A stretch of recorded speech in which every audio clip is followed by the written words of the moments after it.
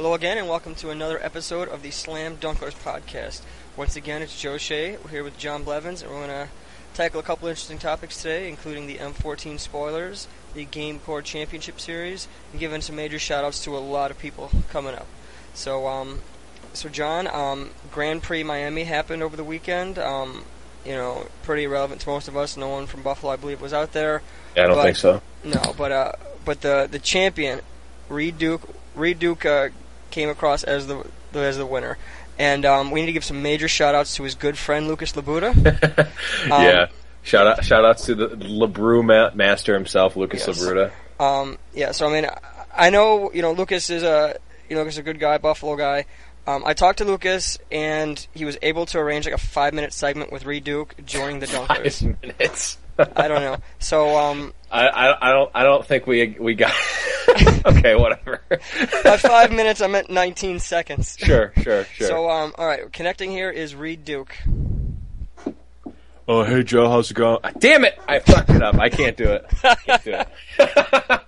it. Basically, if you don't know what Reed Duke sounds like, he sounds just like Neo from The Matrix. He sounds just like Neo from The Matrix. Yes, and the best part about Reed Duke is that when we met Lucas and things like that, he said he was friends with Reed Duke. He played with him back home and things like that, and we just assumed he was name dropping. Yeah, because Reed Duke's it's kind of a weird thing to name drop, but yeah. Yeah, but he's kind of a pro. At the time he wasn't kind of a pro. At the time, the time he was just kind of breaking out, doing his thing, and he could say something that's kind of believable, whatever, and then I don't know. I think it was like Star City Buffalo. Like Travis went up to him and said, No. So this is how the story goes. I was at Star City Buffalo with Lucas, and I see Reed Duke sitting down playing against Gerard Fabiano, and then at this point, I'm still kind of iffy on whether Lucas actually knows him or not. I'm like, oh, hey Lucas, why don't you go over and say hi to your friend Reed Duke? Like all like condescending, like, oh, he's not going to go do it. And Lucas is like, oh no, that's not him. And I'm like, oh no, that's him. And he's like, no, I'm pretty sure that's not him. He reeled me in. I'm like, no, that's him. Let's just go over. And he's like, all right. So they're playing. They're like in the middle of like a playtest match or whatever. And we're just like standing next to him. And I've got this big grin on my face because I'm like, Reed Duke's not going to know who this guy is. It's fun. Like, it's going to be hilarious. I'm going to call him out. It's great to call someone out on something. It's awesome to call people out on things. So they're playing, whatever. And I'm looking at Lucas like, yeah, getting ready to walk away. Didn't think so. And then Gerard Fabiano like looks over like, who the hell are these guys? And Reed looks up and Reed gets out of his seat, stands up and says, "Hey Lucas." I'm like, damn it. Biting my fist. I'm like, son of a bitch. Drew blood on your own knuckle, yeah, huh? Yeah, they talked for like 20 minutes or whatever, like I'm like, ah, damn it. Like, so apparently like they went to the same like back their home. They went to the same store in their hometown or whatever, and like Lucas used to play F&M that when Reed was there, and like when Reed was apparently like 13 or something. So, and another kind of funny side story is so that same night or the same weekend at SCG Buffalo, Travis top 8'd the Legacy Open, and he went to this like little like after party in Pat Chapin's room with like a bunch of the people at top 8'd, some of the friends like Pat Chapin, Bill Bolden, local Buffalo guy. Shout outs to DJ Spruik, aka Bill Bolden. I need to meet and talk to this Bill Bolden character. You've never met Bill Bolden? I don't know. I don't think I have. Really? I know. I've heard his name 1,000 times. I really need to. Yeah. So Bill Bolden, if you're listening, I hope you are. Get a hold of me. We need to talk. We need to figure out all this. We can set something up, Bill. I know. But yeah, Bill's a good guy. He comes to draft at Dark Forest every once in a while. He'll do like pre-releases and all that sort of stuff. But yeah, Bill's a good guy. So he's at this party, and Travis claims that him and Reed kind of bonded, like, 'cause like everyone like formed like groups just like any party or whatever, and they kind of bonded, like him, Reed, and Reed's friend or whatever, and Ruben Bressler. And so, same sort of thing happens at Grand Prix Boston, where I'm with Travis and I see Reed Duke. I'm like, oh, hey, Travis, why don't you go up and say hi to Reed? Even though I knew that they'd been at the same party. It wasn't like contesting whether he actually knew him or not. Yeah. I'm like, go up to Reed and go talk to him, and I'll give you on a scale of like 1 to 10 how like excited he was to see you compared to Lucas, because Reed was like actively excited to see Lucas. So Travis goes up and talks to him, and Travis goes up and goes, "Oh, hey Reed, how's it going?" And Reed's like, "Oh, hey, hi, how's it going, man?" Like, clearly had no idea who he was. just trying to be polite because he's good guy Reed Duke. But yeah, so I went 1 for 2 is fine, it's better to call out Travis and Lucas because more importantly, this proves this is the one thing we can teach you today is that Lucas Labuda has never lied. Anything he says is golden, no matter how absurd. 100% true. We have the empirical evidence that he made a claim that seemed absurd. 100% correct. Yep. Can't disagree with anything he says. I would, anything he says, I assume is true until proven false. Inagata Labuda, baby. A shout out to Iron Butterfly, like 30 years ago or whatever, however old that song is. I don't know what those guys are doing. I don't know if they're alive or not. I have no idea if they're alive or not. If they're alive and they actually listen to this podcast, we will have them play our intro and outro if they want. So if anyone knows anyone who's friends with someone, just try to put them in touch with us, and we will.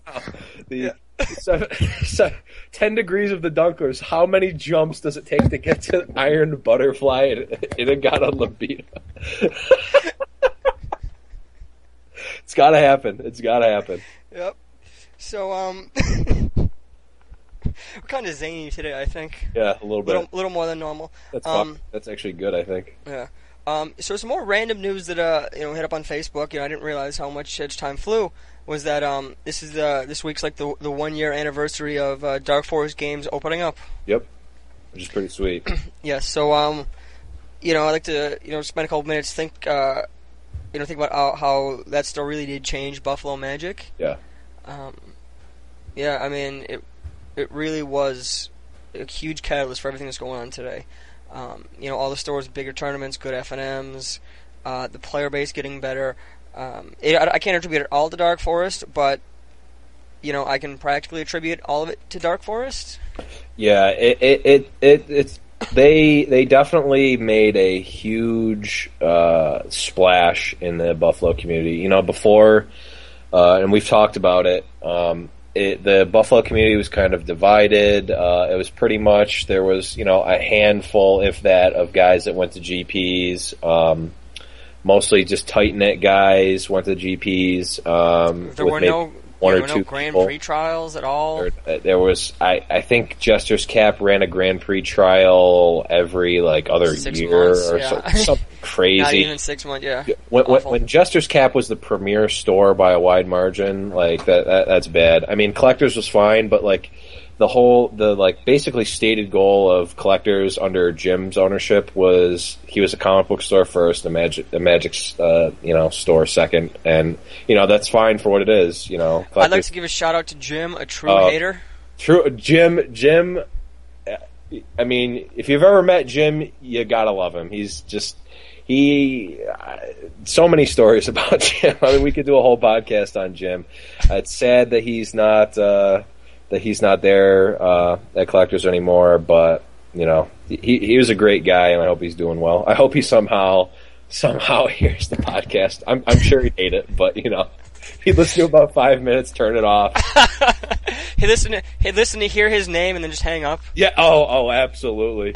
He'd be like, oh my. He might actually join Facebook just to find us and call us shitties. He'd go, these frickin' assholes, and then just turn it off. Report us to Facebook, get us taken off. He'd do it. But yeah, Jim, a great guy. But yeah, back to Dark Forest. There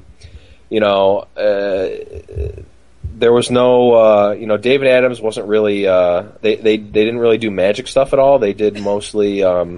sports cards and Yu-Gi-Oh and all that stuff. But now we've got the sort of like fun like store versus store rivalry, which is kind of going on between Dark Forest and David Adams, and a little bit of Collectors and the what's the other store that's over by Collectors? I keep wanting to call it Key and Peele, but I know that's not. We're gonna call it Key and Peele store. Yeah, Key and Peele store. Healy and something. Sealy and Kane's. Sealy and Kane. I didn't want to. Yeah. I've never been there, but they had a pretty sweet like $1 win box or something like that. Yeah, it was a really nice store. As a random fact, who won their first ever constructed tournament? Their first ever tournament. I have no idea. Mr. Joe Shea. Really? Yes. Wow, it must have been really soft. That just shows how poor the competition is. And you know who won the first ever Dark Forest tournament? Who? Joe Shea split with an individual. Who was it? Ken Tober. Nice. Sounds fun. Yes. Yeah, so what I do is I try to find these stores. I get in under the radar before the good players show up. And then I float around waiting for all the good players, see what store they go to, and go to the other one. And go to the other one, yeah. No, but yeah, Dark Forest, Ryan, he started like getting GPTs. He started I think is one of the best ideas for free F&M. Well, he did start the free F&M, which is a good thing for Magic stores, but I'm personally fine with pay F&M with better price, but it's definitely depends on what you want your F&M to be. Free F&M is fine, paid F&M is fine as long as you have the correct price support, which some stores, I won't name names, have not done correctly. But one of the coolest things that Ryan started was basically turning the Grand Prix trials from changing them from basically a meh tournament that half the people don't care about, and it's basically like one guy wanting to get the buys and the rest of the people playing. Just want to play standard. Just want to play standard, to basically like a mini PTQ, where if you win the GPT, you get the 3 buys, but you also get the hotel room to the GPT, which is really cool.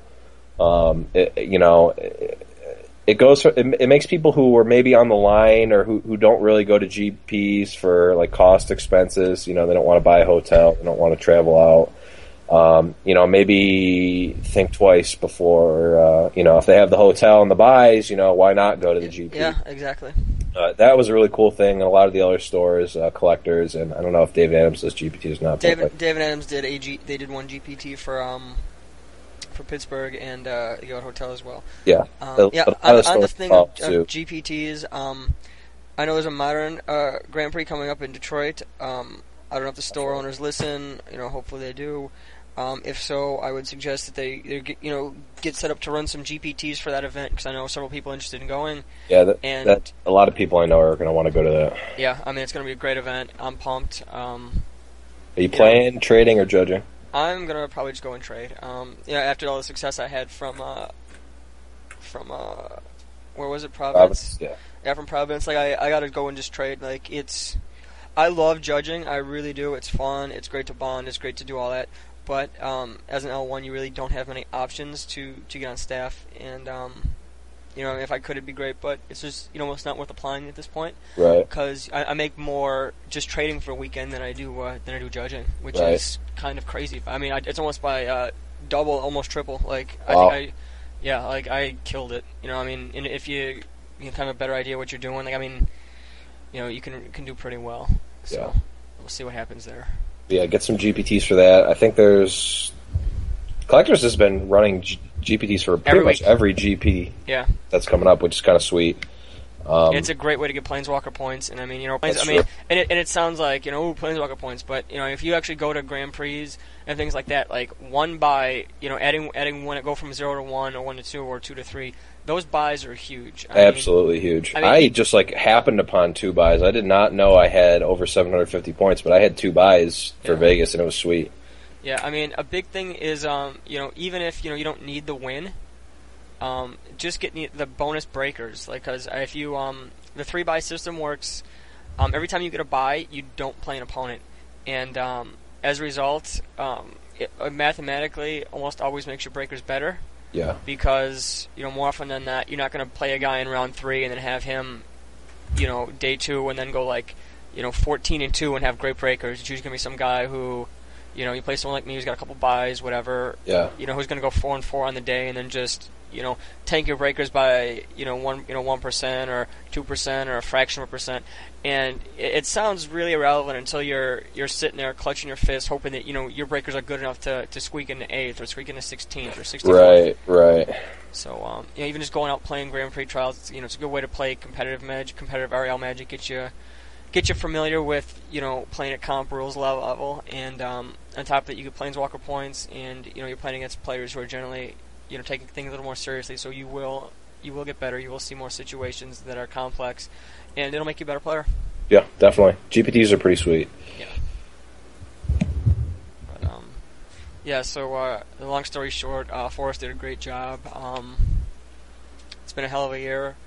Major shout outs to Mr. Neil Lafort for Ryan's the owner, but like Neil has done a great job in terms of fixing up the building, things like that. Oh my God, yeah. And, I don't want to see the before and after picture. Yeah. It's insane. Yeah, Ryan has done an amazing job getting Magic, better in Buffalo, but Neil has done, a lot of behind the scenes work, and more often than not, people attribute it, Ryan's done a great job with Forrest. He's done an amazing job, but absolutely. Neil has also done an amazing job, and we need to make sure that, Neil Lafort gets the props that he deserves. Absolutely. We're going to give him some props, we're going to give him some DAP, we're going to give some accolades, things like that. Whatever he needs, we'll make it work. At the end of the year, when we have our Dunkler Awards show, coughing, not going to happen.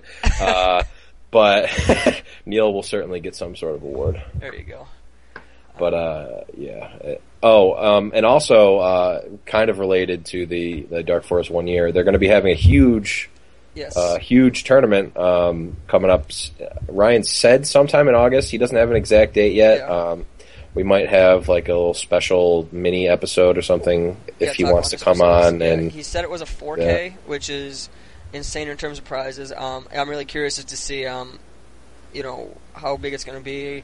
He said that he's projecting it'll be around like 120 or something. Yeah, that's a lot of people. Yeah, that'd be great for tournament. Huge cash payout. I mean, it's crazy because we're so spoiled compared to where we were like 2 years ago. Oh, I know. I mean, 2 years ago it was either you play a Jester's Cap or you play a Collectors or at that point Adventure had closed. I don't know if you were familiar with Adventure. Adventure was around for like a month when I first moved here. Yeah, but Adventure it was always basically like not there. Yeah, and that's how it was for a couple of years. But I mean, it's pretty much you played at Cap or you played at Collectors, and Cap did a really good job of just alienating all the player base. Yeah. And a lot of people just weren't a huge fan of Collectors.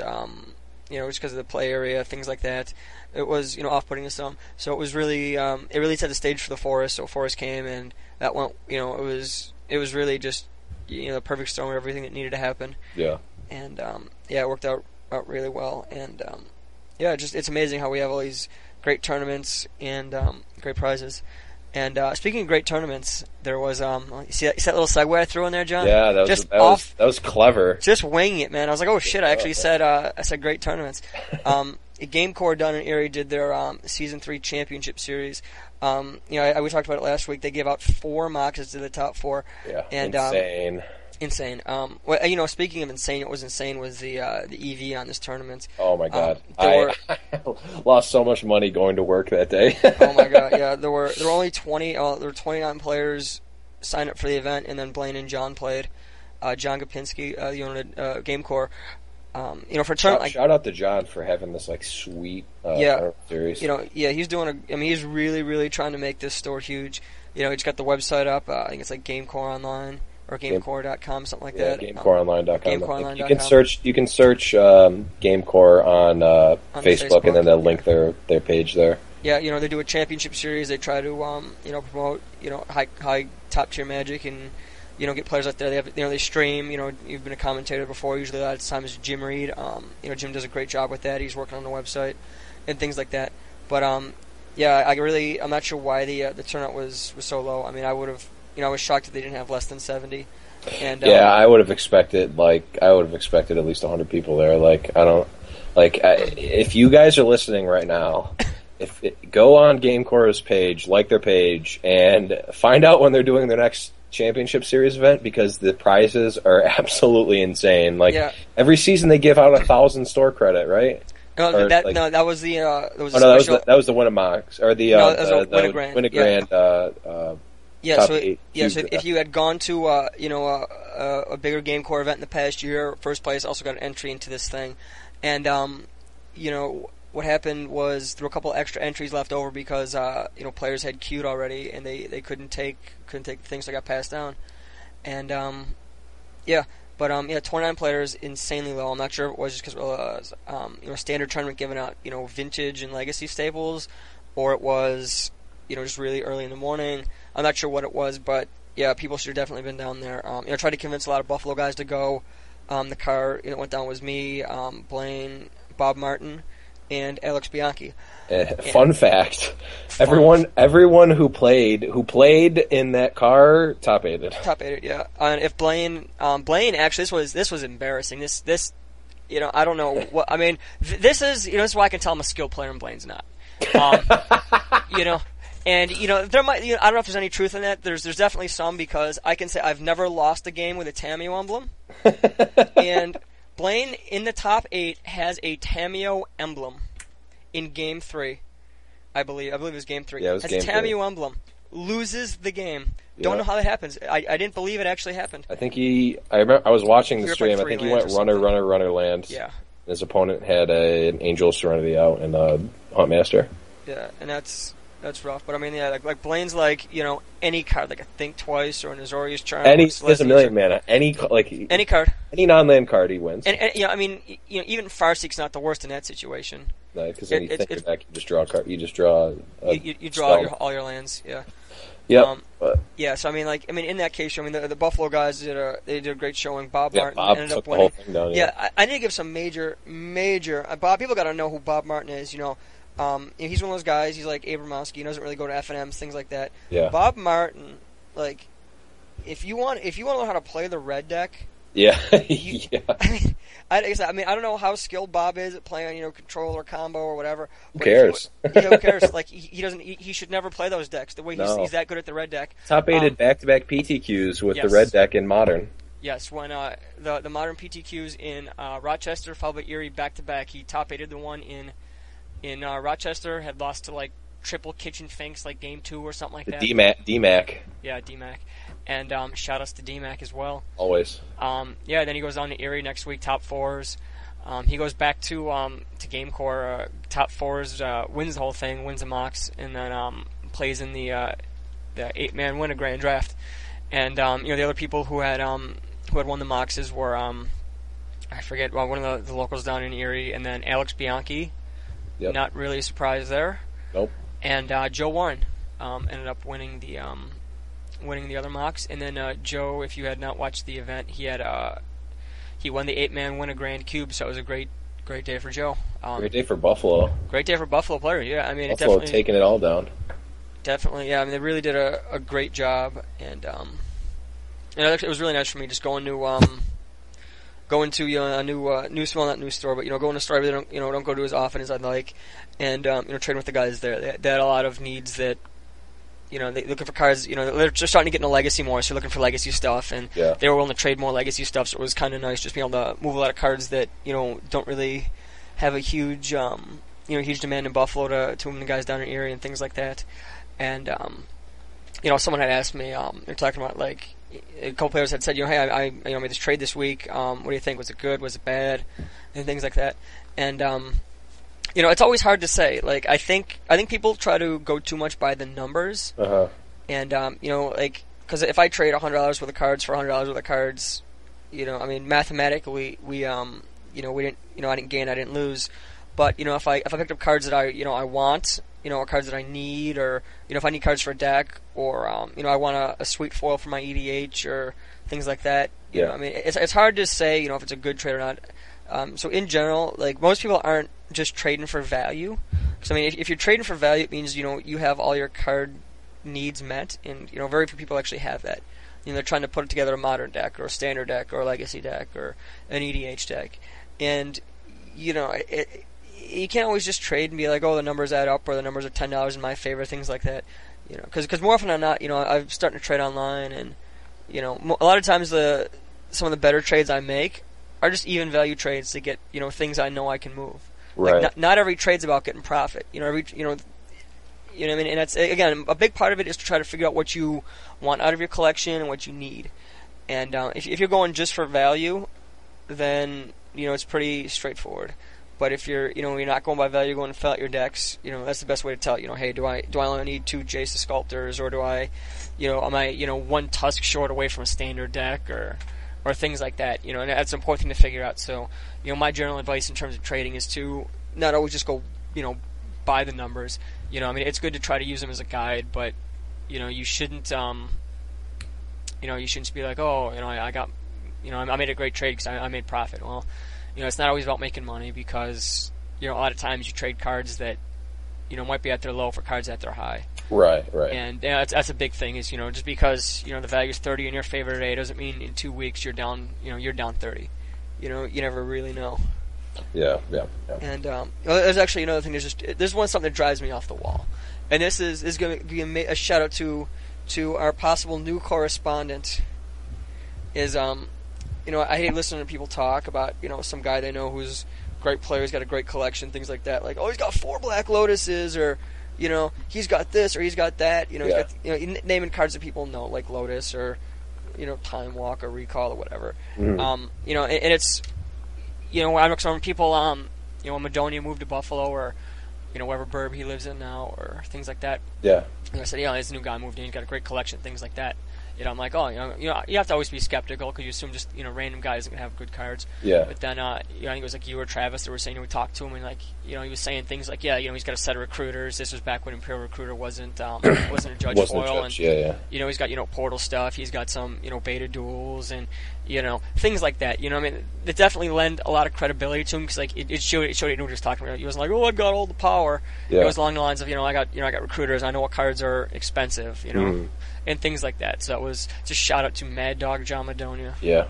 Who, by the way, was scheduled to do a segment this week, but due to wife and in-law stuff, had to bump it back to next week. So hopefully we'll be hearing a segment from the Mad Dog next week. That would be pretty sweet. But so on top of that, there were some cards spoiled. In this M14 spoiler, for some reason, I don't know what happens. I don't know if I've been playing too long, whatever. But every pre-release and every full set spoil always sneaks up on me. And like the pre-release one, like next weekend or something. Yeah, I never really pay that much attention to the core sets, because they're usually pretty boring. I can't imagine they'll show me anything that I'm going to be excited about besides the stuff they've already shown or that we've known about for weeks. But so we're a couple cards spoiled. We can maybe talk about those.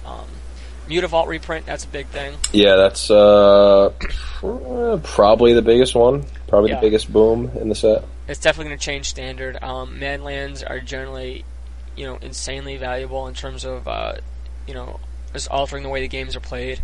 For control decks, Wraths are better. For aggro decks, Wraths aren't nearly as good. Mm-hmm. Depending on who has the lands and the total game plan. So Mutavault is reprints, definitely good for.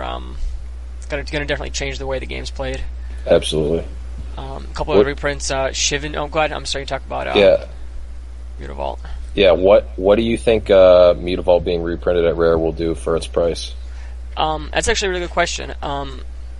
They were 40 when, $40 for the longest time, and then they weren't printed in Modern Masters, so, say they jumped up a little bit. Some were getting 45, closer to 50, and at that point I knew I was like, this thing is not gonna stay that high that long, so I moved mine at like 50, and I think I'm gonna pick them up when they're about 20.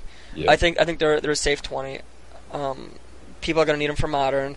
And a lot of decks are going to play them in Standard. It's a colorless land colors to activate. So in really any deck could play it in their mana base if they wanted. Mm-hmm. So I don't know.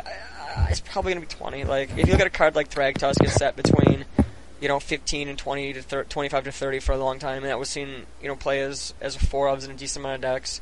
So I don't think 20 is unreasonable. Phantasmal Image, when it was around, it was a core staple in a deck that was around. it was around 20 at its high.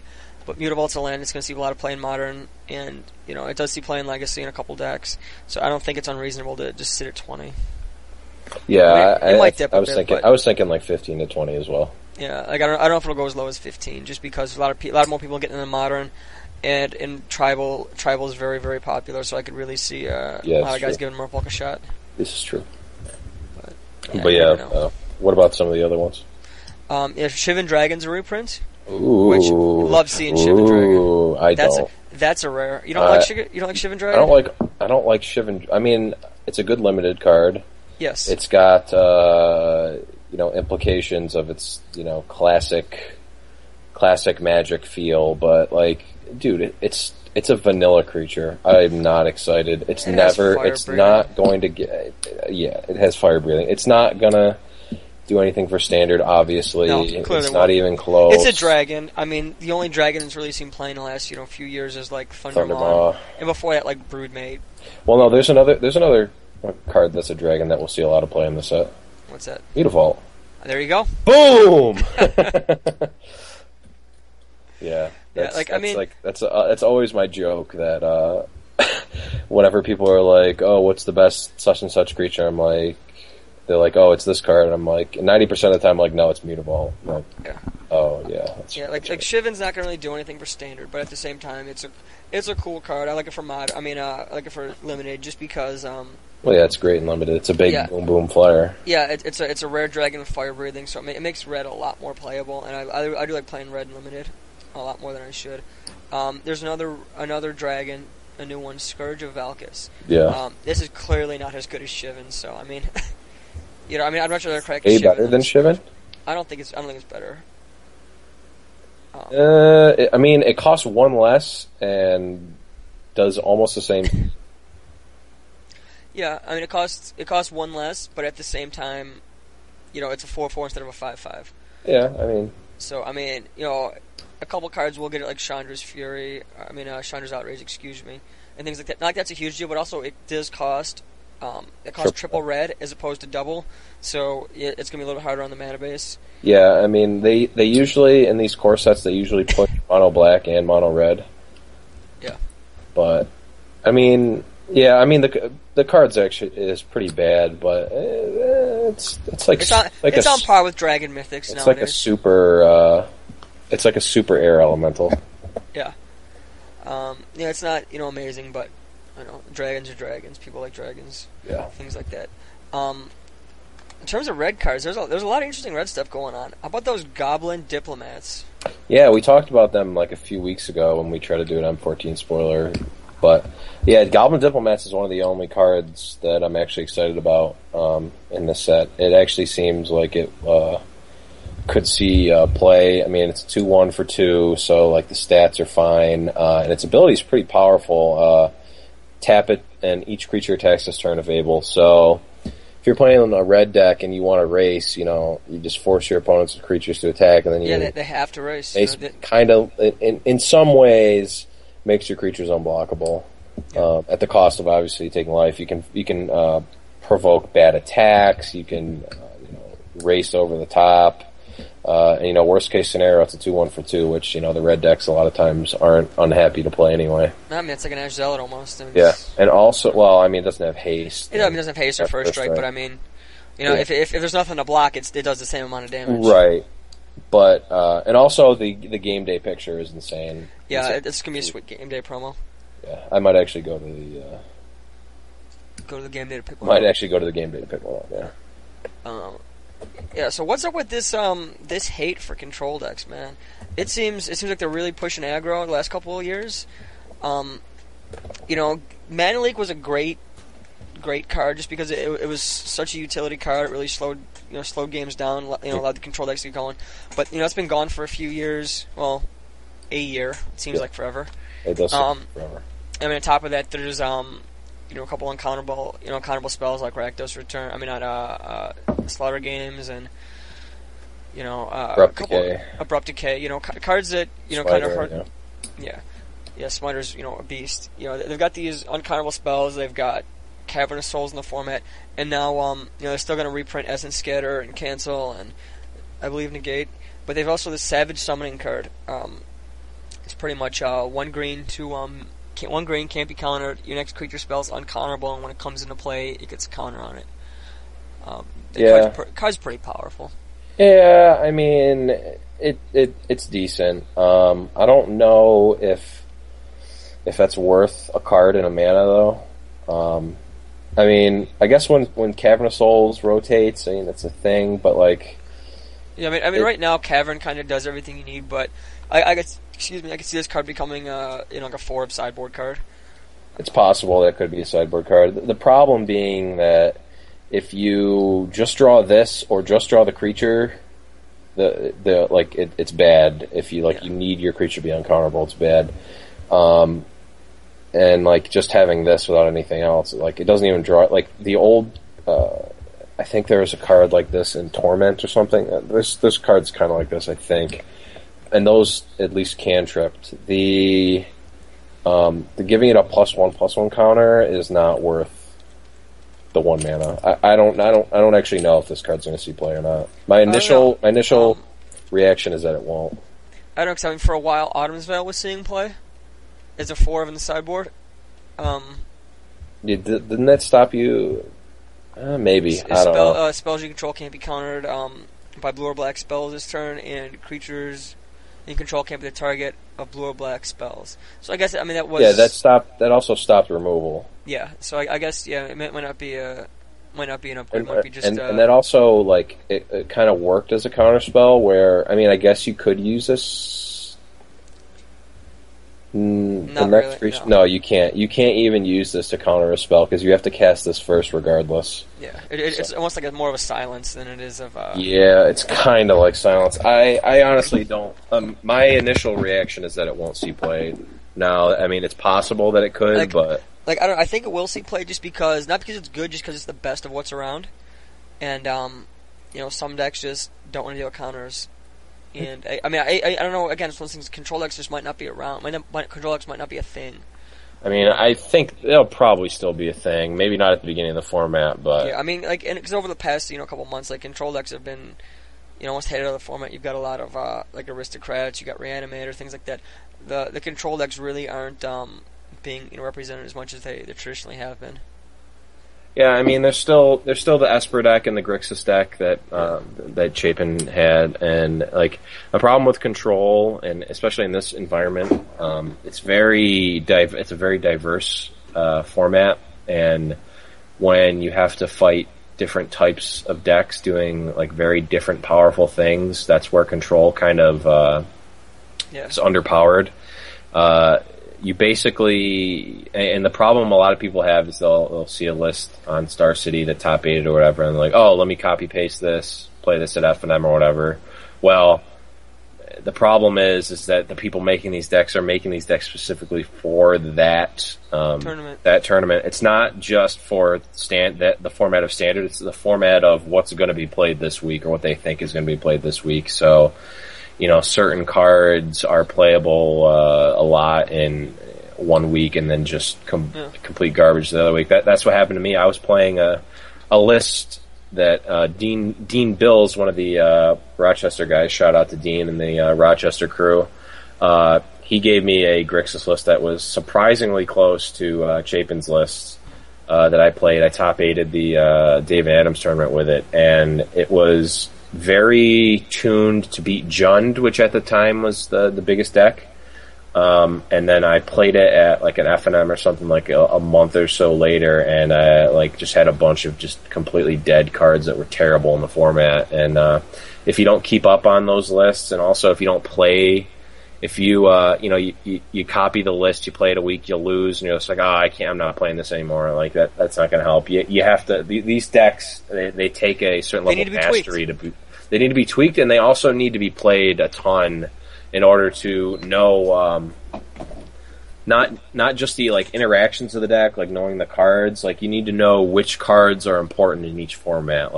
If your opponent plays in Olivia or something, you need to know, okay, that card's important, I need to counter it, or okay, that card's irrelevant, I need to counter their more important spell later. Those are the really important things for control.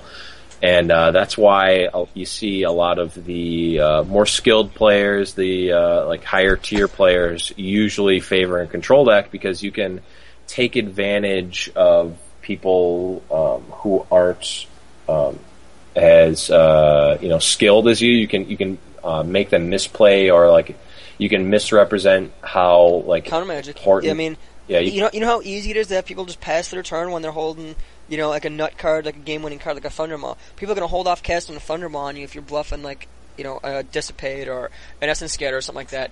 And, that's why one of those things, you see a lot of bluffing in control mirrors, and, you see a lot of players play around cards, and, it's an important thing to make people play around, your counter magic or your removal or things like that.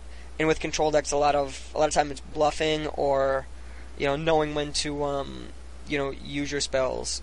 Can you hold off one more turn and let them commit another card to the board? Right. And in knowing the numbers and the what's important in the format is also a huge thing for these types of control decks. So if you play control, you need to know what you need to know the most popular decks. You need to know what cards are most important in those decks and things like that. Whereas if you play control, you need to if you play aggro decks, you need to understand how to maximize your damage, how to be as efficient as possible with your mana. I understand, what opening hands are going to get you to the 20 and things like that. Yep.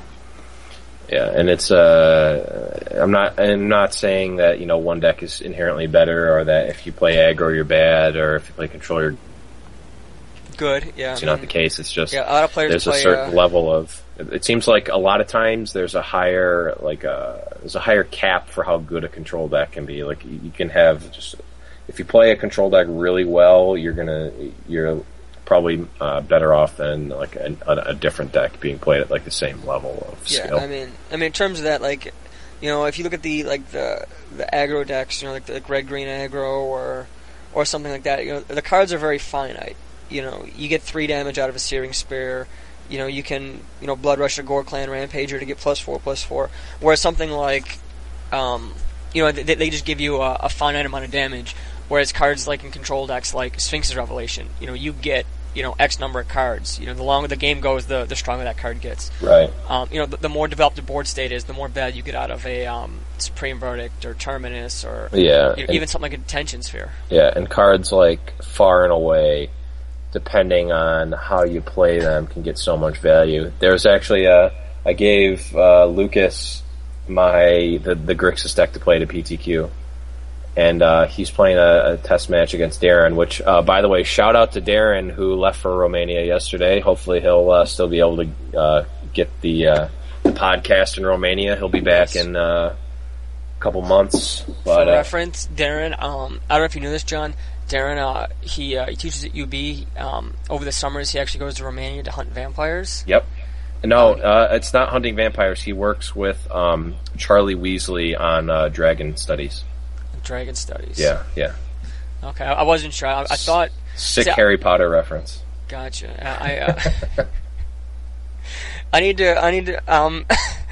Geez, for everyone listening, I'm looking for a new podcast host. So, if you can, just go to the Facebook page, facebook.com/Dunklers, and just submit your application for host. At this point, I'm taking anyone not named Vinny Shabetta. He's just as banned as I am.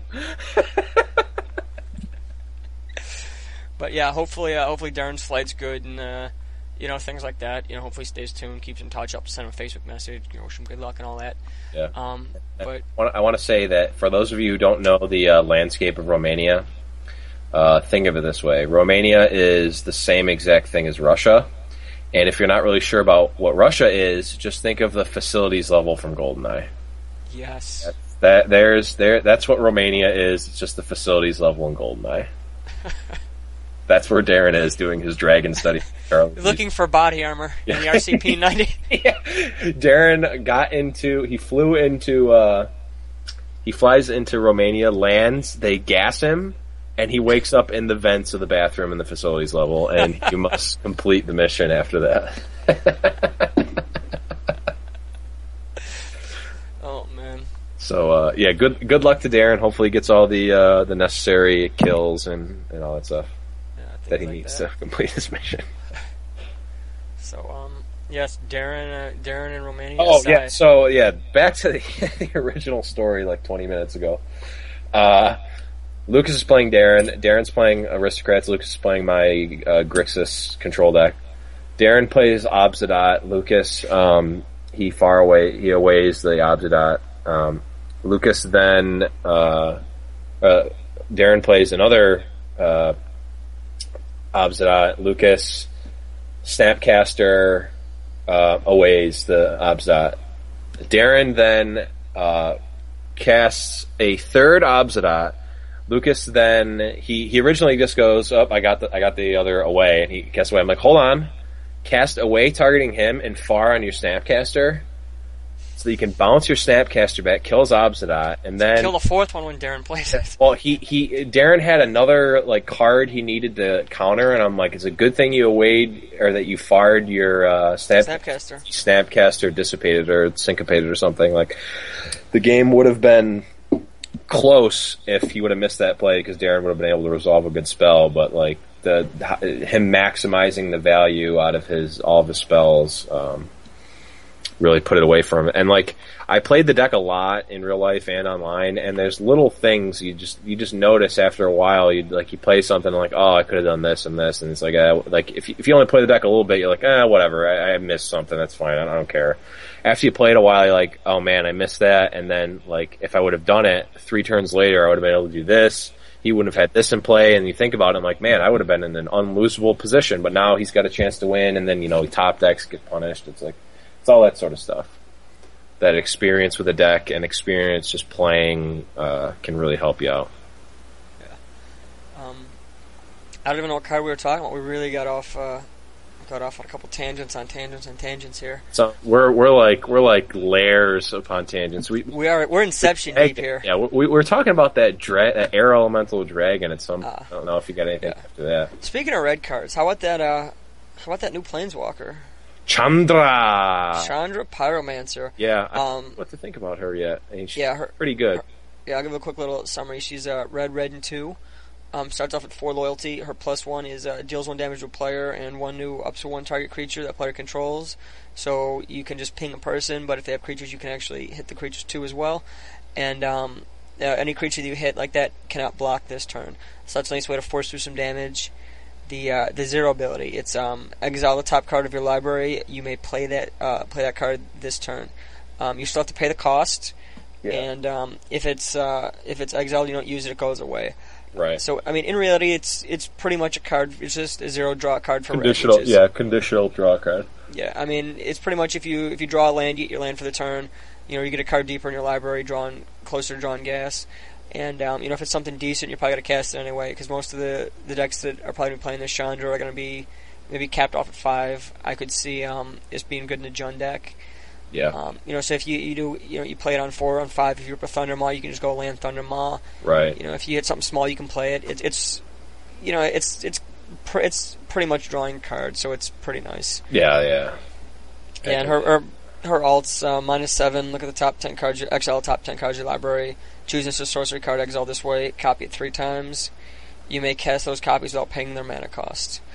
So, I mean that's a powerful effect. It's nothing like too special. Probably won't be doing that too often. No, I mean, probably gonna be in there for the card draw. Though. I almost always would rather, even if I'm at 7, I almost always would rather just 0 it every time. Yeah. I mean, obviously, if you have something crazy in your deck, but like, I don't even know. Like, even if you -7 and exile like Searing Spear, it's 9 damage. Like, I don't know if I'd want to do that. I could see maybe going and attacking, and then if you need the reach, you can just go off the top and try to hit a Brimstone Volley for 15. But I mean, even then, it's just better to do the 1 damage, make their guy not block, and just force that through. Yeah. But I mean, we don't know. I mean, we're not gonna say make sure you play it this way because it's gonna be very situational. And also, like you can't really rate a Planeswalker by its ultimate anyway, because that's not really what it gets to. Yeah, very few Planeswalkers you play for the alt. I mean, Tameo is there pretty much for her alt. I mean, her +1's also really good. Yeah, I mean, her tap something down is pretty good, but you're tapping down and try to get that emblem because that emblem just wins games. Koth, had a really powerful alt that you theoretically saw casting, resolving any game. But most walkers you aren't just upping them hoping to hit their alts. Right. So that's an important thing. I know a lot of players play too much for alts on planeswalkers where and they overvalue the alt. Yeah, that's definitely a problem. You just need to get value out of it constantly, and keep pressure on, like like you're trying to do, or stabilize. But it's not always about hitting the alt. Hitting the alt is awesome, but it's not the end all be all. No, it's not the end all be alt. It's not the end all be alt. Correct. So there's another new walker got spoiled. The new 6 mana Garrick. Yeah, he's interesting. I mean, 6 mana Garrick already. You're like, I don't want to play it 6 mana. Boo. Yeah. I don't know. He's kind of another thing. Like the Jund kind. Like, it seems like the Planeswalker, the new red and green Planeswalkers are kind of Jundy. Yeah. Garrick's he's green and 4. Starting loyalty is 4. His +1 ability is Lead the Stampede. If you remember that from Mirror to Siege, look at the top 5 cards of your library, put all creature cards revealed this way in your hand, the rest of the bottom of the library in any order. Yep. His -3, I believe, is a dramatic entrance, which is put a green creature from your hand into the battlefield. Except it's not dramatic because it's sorcery speed. Yes. And his -7 is you get an emblem with whenever you cast a creature, search your library for a creature card and put it in the battlefield, then shuffle your library. Yep. So it's almost like a kind of Sudor's tooth and nail every time you cast a creature. Yeah, his ultimate is definitely like game breaking, like you're gonna win. Yeah, I mean, that being said, he's only a +1. I feel like at 6 mana he should be a +2. It just seems like he should start at 3 and be a +2. I don't know. Yeah, but I mean, if it's +2, then you just go to 5 and you go to 7. The next turn you ult them. And yeah, I mean that's not like completely unreasonable. It's 6 mana planeswalker. I don't think. Yeah, but maybe they thought it was. I don't know. I think if you scale, I mean, if you start off a little bit higher, but you give them kind of like Karn or Bolas things where it's like a +2 and a -3, and then like his ult's like a -11 or something, just to give him a little more starting power. Yeah. But like, I mean, something you can notice the difference between Garrick and Chandra is that Chandra's abilities they're very standalone-ish, whereas Garrick's all kind of play together. Synergize, yeah. Yeah, like I mean, you can cast Garrick, plus one to go to 5, and then maybe draw a creature or 2 ideally.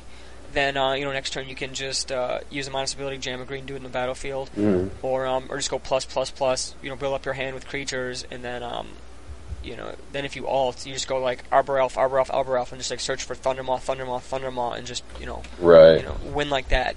Yeah, the problem with Garrick is his +1 is good. It's basically drawing cards, but like you have to be playing a lot of creatures, which. I mean, there certainly could be a deck where you'd want that. I mean, I guess if you're playing it in Jund, you're drawing Hunt Masters and Drag Tusks and that such, which is good. Yeah. His -3 in the current format just not good. It seems actively bad. I mean, the first card I thought about to cheat in was Progenitus. Right. That's like the first real big green creature that costs more than 6 that you really want to play. Not standard legal. Yeah, I mean, it's not standard legal. And this is not, I don't think, remotely close to being played in Modern. No. No, I mean, it seems like most of the, any green creature you're going to play, you can just, afford to cast by yourself and not play the Garrick. Right. But, I mean, I think there's going to be a lot of using him just to plus to just draw some cards and, hopefully even a board state where you can just plus them, go like Frag Tusk on 5, him on 6, then draw some cards, the next turn draw some more cards, and just use his ult to just go off and win. Yeah, I mean, he definitely has to be dealt with, because the ult will virtually win you the game. Yeah, the ult's really hard to deal with. I could kind of see kind of like a Jund that's, maybe plays instead of being like a mid-range Jund, be more of like an over-the-top Jund, playing like Domri Raid, and then Chandra and Garrick, just because they're kind of bigger planeswalkers where you can kind of almost curve out like Domri and Chandra or something like that if they're they're great against control decks, but at the same time, like a big kind of Jund deck is gonna just not be quick enough to stabilize against the quicker Jund decks. Right. The problem with Garrick and the Jund deck is that you have to play a lot of creatures, and the Jund decks kind of rely on their walkers, the Farseeks, and the couple bonfires, the removal spells, and even if you're drawing one or two, if you're drawing at least one, maybe 2 creatures at a time on the Garrick, you're bottoming your abrupt decays, your dread bores, your bonfires, all that stuff. So like there's definitely an additional cost to be paid when you're playing the new gear. Yeah, I don't know if he's gonna fit in standard, and if he does, where he will. It is pretty cool though. Yeah, it's nice to see new walkers and things like that. Yeah, go ahead. Another cool thing about these walkers is you beat me to it, John. The San Diego Comic-Con alternates. Yeah, at Comic-Con they're doing alternate art. They're pretty much like all black, and they look pretty impressive. They showed the Garrick collar beasts, the picture, and it's like nothing you've seen in a Magic card. It's like you said, it's like all black, but it's got like his outline is done in like this like neon green, and his eyes are green, and you can see like the like silhouette kind of Garrick, and like the whole card, not just the picture, the whole card is black. So it looks awesome. It looks really awesome. If you haven't seen it, check the I'll try to post it. Yeah, we can either post it or you can just look up the San Diego Comic-Con Garrick. It's sweet. Yeah, it looks really awesome. I know I definitely want to get a set. It's yeah. Really cool. So what do you think financial-wise about these? What do you think they're going to go for long-term and short-term? You know what the pre-sale is? What? Or are they like the expected sale value on it is? What? I think they're like 150 to 200 a set. A set? Okay. Which, I mean, isn't awful. No, it is Comic-Con, so I imagine they'll give out a lot of sets, and there'll probably be a lot just available. So I want to go to Comic-Con. Oh my god, so many people are going to get them, and they're just like, "Oh, what are these?" I'm like, "I'll give you $20 for them." And and what's hilarious is that I think my Little Pony stickers for them. I'm pretty sure that people from my work are actually going to San Diego for a demo or a presentation for something. Oh my god, shotgun on an extra set. Yeah, I'm hoping to find a way to just tag along or something to make it where I can go, because that'd be really damn sweet. That would be. I don't foresee it. They're gonna they'll come up with some reasons to hate me and just not let me go. Get hated out, yeah. Yeah, like cause I could really just see going there, waiting for them to get handed out, and just have a handful of just $20 bills, hand them out to people. Yeah. $30 for your set, $30 for your set, doing that. Yeah. But I mean, I know I'm getting a set just because they look really cool. I don't think long term they're going to be worth an insane amount. Yeah, because I don't think a lot of them are playable. No, I mean beyond not really being that playable, I think this isn't going to be like a limited print run. I mean, it's inherently limited, but I don't think there's going to be like limited to 500 or whatever. There's going to be a lot of these out there. Oh yeah, okay. I'm pretty sure. So like I said, I mean, I just want because I want one because they look really really cool, but I couldn't imagine them being worth too much. Oh, okay. Well, this when they first previewed this kind of sparked a little Facebook discussion, and it went. So I think it was Justin Bumgarner. Justin Bumgarner, yeah. He talked about he talked about these, and I posted something, and then he says these are kind of like baseball cards because they have like alternate like.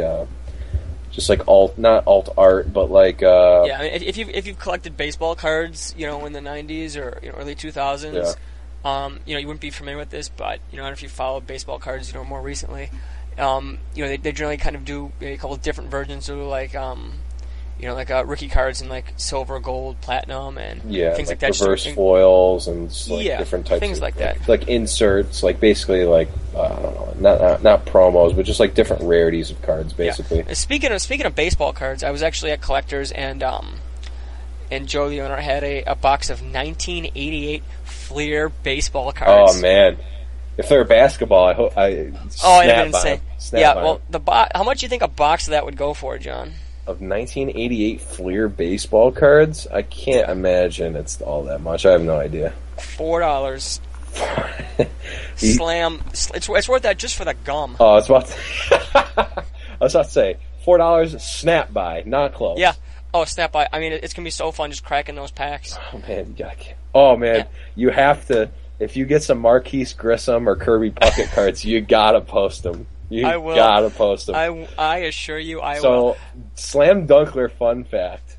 Was it Marquise Grissom? Was it Grissom? Marquise Grissom. It was Marquise Grissom. So, the first time Joe Shea and I ever had a true bonding moment was on the way to GP Pit #1. Now, the way I had it was I had two people that were meeting me at the GP that I was going to drive home. And on the way there, I pretty much had an empty car. And this is at the point when I first moved to Buffalo. Didn't know too many people. The people I knew already had full cars, so I'm like, whatever. I need to drive, and I need 2 spaces back. So I pretty much only needed 1 or 2 people in my car, and I didn't have anyone that was in a pair. So I got Joe Shea. Joe Shea recently, off of his recent top 8 of Millennium PTQ fame, got in the car. And we had, it was just us 2 on the way to Pittsburgh, and the rest is history. So we're talking about stuff all the way there, whatever. But what really was the defining moment is we get into Pittsburgh. It's like the city area. The city area, and there's a car, and I don't even remember what it was. It might have been a dealership or something, and it said Grissom. No. What the license plate said Marquise on it. Yeah. And I go something along the line. I somehow bring up Marquise Grissom, and you're like, you're probably the only other Magic player in the world that would know who Marquise Grissom is. And the rest is history. Haven't looked back. For those who don't know who Marquise Grissom is, you probably shouldn't. He's like a a lackluster, fine player from the late, early 90s, late 80s, early 90s for the, Minnesota Twins or something? No, I believe it was Montreal Expos. Montreal Expos, that's right. Not even a team anymore. So famous, they're not even a team. By the way, the Montreal Expos are now the Washington Nationals, who is Madonia's favorite team. So, all goes back to Madonia. Shout-outs to Madonia again, always. But speaking of cracking packs, I was at Collectors. I brought my brother, and he played same deck I played. He ended up going 2-2. He's a new player. He's only gone to FNMs a couple times, so he gets a pity pack, and then pity pack gets upgraded to Modern Masters 1 because he got randomly selected or whatever. Nice. And then he's like, should I crack it? I'm like, no, don't crack it. My value on cracking packs is always awful. I don't open anything good. Right. So I was like, just whatever. And then, everyone there, 5 or 6 people, are like, oh yeah, open a pack. And I was like, nah, you're just gonna get shit, and it's gonna be awful. I'm yeah, I could really use an Auriok Salvagers here, so go for it. One. Yeah, I don't own Salvagers. It's one of the few cards I just don't own that I'd kind of like to own at some point. Yeah. But yeah, he cracks it. Just going through is shitty common, shitty uncommon, just awful. This is not going to be good. And we see the rare. We see the foil, and it's red. And I'm like, okay, so what's the best red card you could get? It's like a Kiki Jiki or something, which it'd be awesome. Of course, it's not going to be a Kiki Jiki. So he's sneaking up, going through. The rare's red, so who gives a damn? The foil's red. Yeah, foil's red. So he gets to he goes through uncommon, whatever, and he's sneaking up on. I was like, sneak up on the rare. So he sneaks up on it. It's black. I see a D. I'm like, oh, confidant. It's gonna be awesome. Confidant. He's DEA death. Oh, death rattle. Damn. But it wasn't rare. I know. I was like, oh, it wasn't a rare. Okay, that's okay. I'm like, sneak up on it. Goes through green, T, Tarmogoyf! And I'm he actually cracked it. Oh, he cracked a Tarmogoyf. I'm screaming Tarmogoyf! Yes! I've never been, I haven't been so pumped in Magic in, years. It was so awesome. I couldn't imagine if I cracked it. I'd probably pass out. It was so exciting having him crack a Goyf. That was really cool. That was really awesome magic experience. So I gotta give some major shout out to my brother who's not listening, and whatever, who cares. I took the Goyf immediately. Yeah, of course. Berated him for it not being foil. Obviously. So does that complete the second set for you? That was Goyf number 7, and down here I picked up another one, so I do have 2 sets of Goyfs now, and 2 sets of Goyfs. I got 7 sculptors. And I also traded for a Mox down there, so I'm at Piece of Power number 7. So I was about to say, I knew that Joe Shea was going to be head judging an event that gave out Moxes, and then after the event, immediately trade for all the Moxes. I just knew that was the plan. Yeah. A lot of the guys they're looking for cash, just all cash, and I'm not really a huge fan of throwing a lot of cash towards something, especially inside of a store. Especially inside of a store. And on top of that, for cards that I really need because they were effectively double power because they gave out they didn't give out Sapphire, they gave out the other ones, Ruby, Jet, Emerald, and Pearl, and they were in really nice shape. But I did pick up one piece of power. It was a fair deal. I'm not going to give a boatload of cash for it. That's just not my style. Yeah. I like the whole trade aspect. I don't trade. Always to get the cards. I trade because it's fun and I like trading. Mm-hmm. So I kind of like the game aspect of it to me. It's like a game. It's like a game outside the game. Yeah. And that's it goes back to motivation behind trading. I like trading because it's fun and it's challenging for me. It's to try to maximize value and things like that. But yeah. on top of that, it's nice getting cards that people can borrow because they're at the Grand Prix trial that they ran. Collectors, the modern one. Someone needed Goyf, someone needed Shocklands, someone needed this, and not Shocklands, Fetchlands. So it's nice borrowing out cards, letting people play the decks they want. And in terms of going to bigger events, it's nice throwing all the cards someone needs for a deck at them, so don't worry about what what your deck choices are. Play what you want to play. Right. Yeah. That's always good to have a nice network of people that you can borrow cards from, and also lend cards to. Yeah. That's a big thing is making sure you get to know people and things like that. Whole community aspect. We talk about that, but there's also something in it for you. People to travel with. Having cards you can borrow when you need them and things like that. It makes it a lot easier. You have people rooting for you at events, which is always really cool. Yeah. Yeah. So yeah, I don't know. You got anything else? Have you checked your email yet, Joe? Are we ready to delve this into I this haven't. story? I haven't gotten it. You didn't get it? No, I didn't get it. Oh my God, Joseph.p. Whatever. Okay, so you should post it on Facebook. Not post it on Facebook because that's probably the creepiest thing ever. Yeah, but if you do it and you do it private, no, I'm not risking it. Okay, that's fine. That's fine. Try to email it to me again. It's joseph.p.shay@gmail.com. So if anyone needs to get hold of me, you can do that. joseph.p.shay@gmail.com. Yeah, I can try it again, but try it again. Just make sure. All right, so. So you don't want to mess with the slam dunklers because we have a very, very complex, we have elaborate, sophisticated. Spies. Yeah, we have a lot of agents here. Like you thought Darren is doing a lot going through the facility in Goldeneye. We got Baron Semity. We got Jaws. We got Oddjob. Okay. We got Jaws. We got Trevelyan. We got them all. But we got 00 Shibetta here. Shibetta, watch out. Shibetta, watch out. No. Yeah. Okay. So this is an update to the story that from last week from Vegas with the judge girl. So if you're not familiar with it, check out the last podcast. Check out the last podcast, and I go in detail about what happened. But so this judge girl, it's been a week or whatever. Obviously haven't talked to her because I don't know her, and she lives across the country. Whatever. You really could be stalking here. I could be stalking, but I'm not stalking. Yeah, Facebook exists solely to stalk people. It's okay. This is why I'm on Facebook, to stalk and to get stalked back. I've gotten over it. Life goes on. Sometimes you mess up, sometimes whatever. I'm fine with it.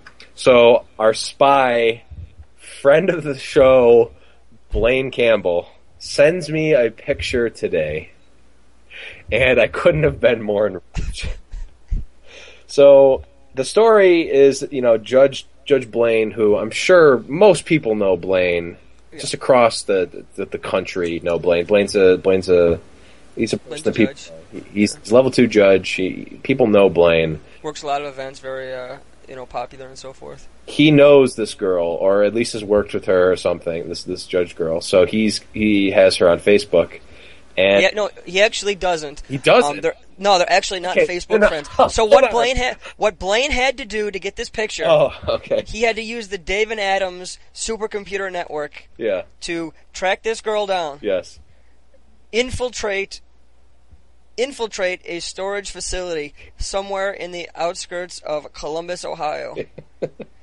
we had to lower Blaine. I had to do all the driving and so forth because Blaine had to get geared up for his mission. He had to wear the black suit and the black hat and all that. So we found the database that store all these Facebook pictures, and I had to lower him down. I had to bring someone stronger than me to actually lower him down.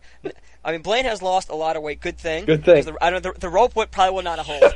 Would not have held. It would have just snapped. He would just fell and set off all the security alarms and blah blah blah. Destroy the Facebook facility. Yeah. Long story short, dumb story, too long. Yeah. Dumb made up story. Dumb made up story, too long. Okay. Keep going. Yeah, you can continue. Yeah. John has this picture that I'm dying to see, and what is this picture? Okay, John? so Blaine sends me this picture, and he sends it to me on while I'm at work, and it's a picture of this girl with a certain person who I'll tell you in a second, and he says, "Look who is hanging out with your girl at after GP Las Vegas." And okay, and just for reference, here's a clue. If you remember from the previous episode, John says this girl was going to go to like a music festival or whatever, ED, whatever, some music thing. And what do you do with those music things, John? You party. You party. You probably have some drinks. You dance, and if anyone's danced for a while, you know what happens. Yeah, you get sweaty, and you get it's you get flushed a bit. It's fine. So the person that she is in this picture with is none other than not friend of the Dunklers, Tom Martell. No. I instantly snap text Blaine back. New arch nemesis. Yep. It's the picture is him, and I gotta pull it up right now. It's him and his fat face, just covered in sweat and grease, glistening like a holiday ham, like he always is. The closest he's been to a woman. Arm wrapped around her. She's got this like weird smile, like, oh my god, I'm with Tom Martell. Although I'm pretty sure that they're actually friends, but. We hope not. I hope they're not friends. No, that's a deal breaker, right there. No. Here, there's a light at the end of the tunnel. So, arms around her, whatever. Tom Martell, just disgusting looking in this picture. Whatever. The thing is, here's the light at the end of the tunnel, Joe. If she is into a guy like Tom Martell, it means I've still got a chance. There you go. Because. Not really. I can't. Not really. I can't. You have no chance because I am dedicating to just spite and make sure either I get her or you don't either. Yeah. So, I can say with the utmost confidence, I'm 9. I'm not beating Tom Martell at Magic in over 50% of the games. He's getting me most of the games. I don't know. Depending on any meal he has, you could go down for a heart attack. Ups your odds a little bit. For those who know about the Heart Attack Grill, Tom Martell got a free meal at the Heart Attack Grill. I'm not gonna give out any details about what that implies. If you want to look it up, you can. If you know, you're probably laughing your ass off right now. But Tom Martell, free meal at the Heart Attack Grill. That's all I'm saying. But I can beat him. I can beat him in this game. I can do it. I've still got a chance. I've just got to keep the dream alive. I'm hoping. Fingers crossed. Blaine got the picture. Blaine has got accepted to go to GP Oakland to judge. Now, she's almost certainly going to be there. So I need Blaine to just pull out the basketball, Chris Paul style, and just throw me the alley-oop so that I can windmill slam it over Tom Martell for the dunk. I need him to set me up here. You know what we get? The groundwork. If she's into Magic nerds, that Dunkler token, man. Oh, she could go on a double date with both of us. Ooh, that would be great if it was just, it was a double date with both of us. Minus you, it would be awesome. It'd just be great. Oh, that reminds me. I remember what I was going to give Lucas the shout out for. Another shout out to Lucas Labuda, because I'm telling you, he didn't catch the last podcast, so I told him the whole story with this girl, and he's like, you messed up, man. I'm like, yeah, I know, but whatever. And I'm like, she's like I was describing her to him, and I'm like, yeah, she's like the cutest judge you'll see. He's like, that's not really saying anything. The second cutest judge I know is Joe Shea. I'm like, yes.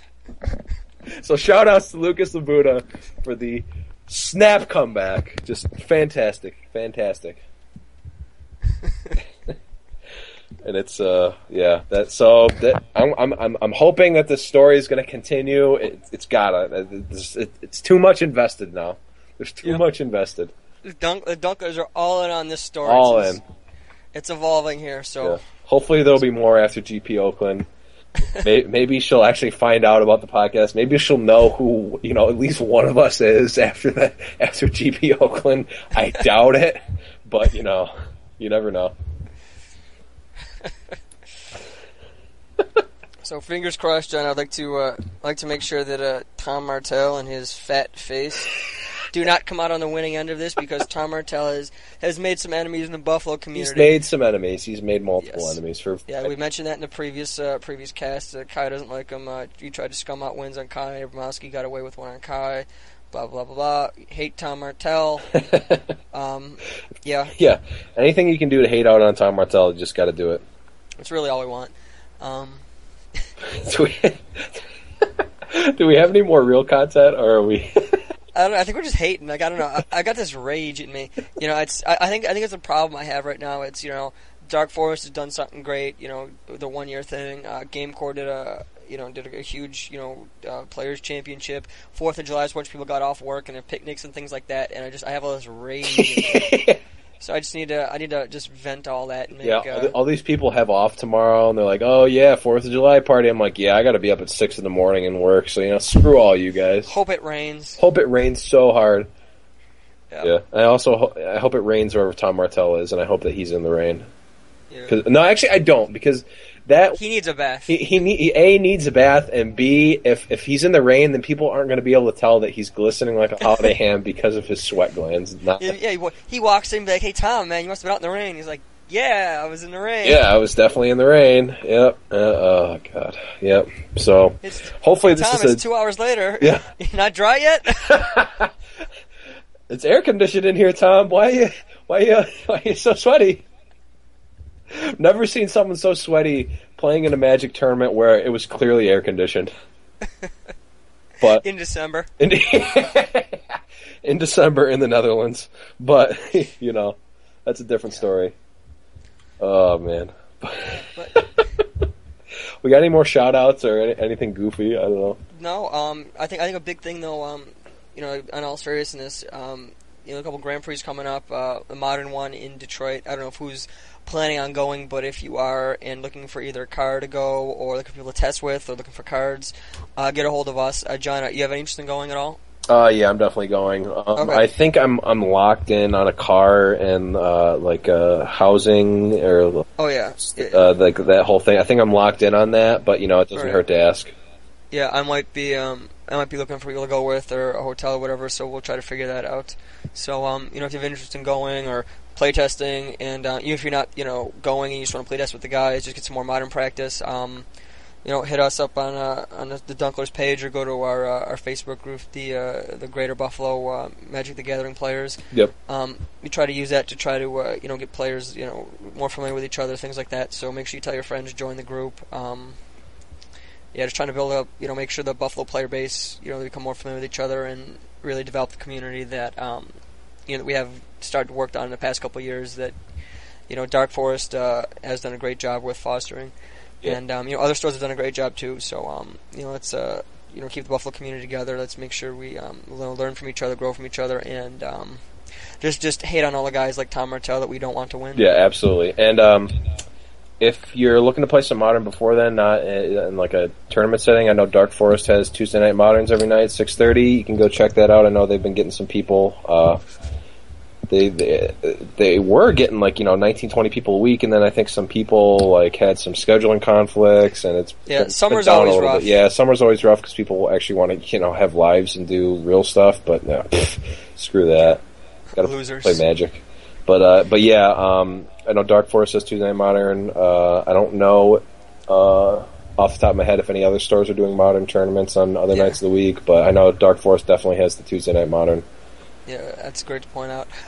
So yeah, I mean, on that note, guys, thanks for listening. Thanks for going through the whole cast. If there's any shout-outs you want to give out, or shoutouts we missed, or people who've done great at tournaments, let us know. Or if you want some Dunkler tokens, which, by the way, if you see Mike Lapine before I do, give him a Dunkler token. He wants one. Okay. Yeah, I'm going to have to work on printing out some of those tokens. They seem like a pretty big hit. Yeah, people like some guys down in Erie liked it. So hopefully the people give Kayak Cast to listen to and help contribute. Yeah, and tell your friends about the cast if you like it. And we can get, we'll get you tokens. If you want tokens, we'll get you tokens. Yeah, exactly. I'm hoping someday maybe we can get a Dunkler t-shirt, but that might be a little ambitious. Yeah, it's, we'll see what we can do. But, I think the tokens are a good start. And, I'm glad, actually on another side note, and I'm trying not to belay the whole point of, an outro. But, are you sure you don't try to? Because we have about 16 fake outros every episode. Yeah. I'll make it nice and short and sweet. The last couple of weeks, the number of people listening to the podcast has actually gone up. So I'm glad that people are taking some time listening to us, hearing what we got to say, and the comments have all been great. I appreciate the fact that you guys come up to me and tell me how much you guys like listening to it and how good it is and how cool it is and things like that. So we do it to help out the Buffalo community and things like that. So thanks for liking, thanks for listening. Yep. And also to extend our reaches to the female judge community. That just trying to get the word out there. Yeah. For me personally, Exactly. Yeah. And so thanks for listening, guys. Tell your friends, things like that. See you guys at tournaments. If hit me up, say hey, things like that, whatever. Thanks for listening. Like us on Facebook. Check out the groups. Modern's gonna be a big thing, so let's get some more guys in day 2's of Modern, the Modern event going up if you're coming to play. On top of that. Special thanks to Dark Forest for doing all they've been doing, helping the Buffalo Magic community. So congrats, guys. Yeah, congratulations, guys, and we'll see you guys next week. See ya.